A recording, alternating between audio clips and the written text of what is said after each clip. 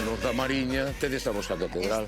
Esto es todas las playas, porque hay muchísimas, son mágicas y maravillosas, pero estas tienen una composición geológica. Pero más que hablar yo de ello, tenemos aquí, mira, un especialista, Fran Canosa. Fran, que ¿qué es tal? geólogo, Encantado. que Sí. sabe muchísimo. Hola, Fran, ¿cómo estás? Muy O bien. mestre Mateo. Sí, ese es nuestro maestro. Isto é máis bello que a Catedral de Santiago, non? Creo que sí, algo máis, sí. Sí, Ainda que se lle parezcan formas, Hai un cálculo de tempo, un cómputo de tempo de canto... Claro, isto é cambiante. é moi cambiante. A verdade é que nunca se chegou a determinar, pero estamos falando de algo de miles de anos, Miles de anos, sí. E posiblemente e outros milleiros para atrás sería distinto, todo é unha evolución constante. Isto está cambiando e seguramente dentro de 20 anos é diferente a como estamos vendo hoxe. Pero isto era inapreciable para nós, non? Bueno, Sí. no 2020 caeu un lateral dun dos arcos e cambiou bastante o aspecto, o sea que non é tan difícil, Todo isto que se ve en línea recta que parece que lle meteron por aí como se chama, un taladro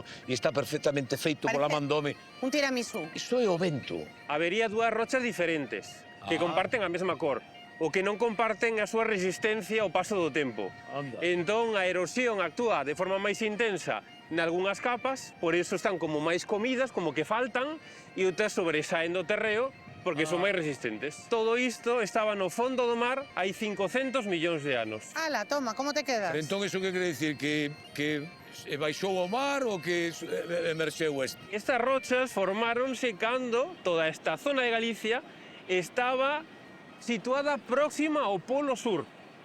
En esa viaxe foi Como onde te se quedas? produciu ese... Perdido, pensei que estaba en algo. Bueno, qué sorpresa, mira ti. Toda la Mariña es un templo al disfrute, a la belleza. Tocas o ceo, ¿no? Cando chegas ao ceo da natureza, cando entras en contacto con esa realidade. ¡Vente, Fran! No sé, ¿cómo se hace? 30 anos vendo bailar e non son capaz de darlle un punto a muiñeira. Date conta que o plató de Luar chamámoslle que puxo un Ponferradino. A denominación díxome, isto non é un plató, isto é a Catedral Mundial do folclore dos povos. El gaitero yo creo que ha sido un poco de potra, que se lo agradezco, pero maravilloso. Él se emocionó también, es que oír, mira, hasta las campanas. Quiero saltar de la rama de un roble, gritar tu nombre y echar a volar. Claro, o obispo da catedral de Luar chegou á catedral onde estaba o obispo gaiteiro, e botamos unha copla ali entre Belinda o gaiteiro, mas quedou ben, non? Quedou ben. Viene del mar. Aí va, se vento do norte. Ai, Belinda aí.